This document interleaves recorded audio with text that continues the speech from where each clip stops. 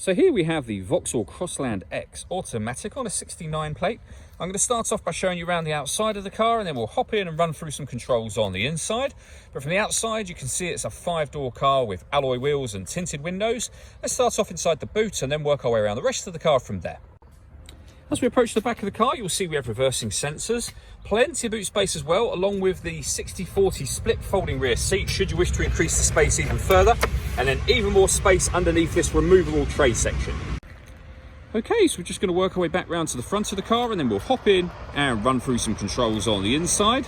And now that we've done a full circle of it, you can see it's in excellent condition the whole way round.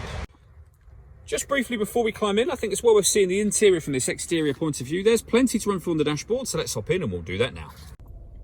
Okay, now that we're inside the car, we're going to start with the dials. On the left-hand side, we have the rev counter, and on the right-hand side, the speedometer. In the middle, you can see the total miles for this car, which are 4,268. We have a trip computer section in there as well. And above that, a fuel gauge and coolant temperature gauge. If we back out to the steering wheel, on the left-hand side, we have cruise control and speed limiter. And on the right-hand side, we have stereo controls and buttons that will change the information in that central display section should you wish to. And we'll come to that now. So this is a touchscreen. You can select your audio menu from down the bottom just here.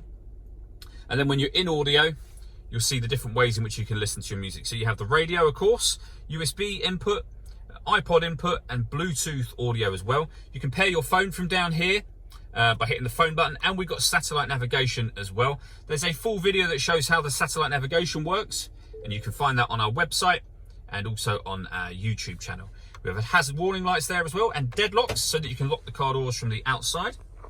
Working our way down, if we adjust the controls on the right and left, you can see that we have dual zone climate control, so you can individually control the passenger temperature and the driver temperature. You can increase and decrease the fan speed. When you're happy with those settings, this button turns your air conditioning on and off again, of course, or hit auto and the car will maintain the temperature for you by taking full control of the fan speed, which you can hear it doing. You can override that whenever you wish to. Under that, we have two separate USB inputs and a 12-volt charging socket. The gear lever for the fully automatic gearbox. And if we move that out the way, you can see we have these buttons just here. So we can put the child locks on, we can set the parking sensors on and off, we can turn off the stop and start. This car is designed to cut out when it's stationary in traffic to save you fuel. That system is now off. We can turn off lane departure warning system if you wish to.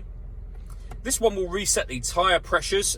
So this car is designed to warn you when your tyres dip below a set threshold. This sets that threshold. And then that one will turn off the traction control for the car. All that leaves me to say is thank you for taking the time to watch this video. If you'd like to come and see the car in person and have a test drive, please feel free to call any of our MJA sites. We'd love to hear from you soon.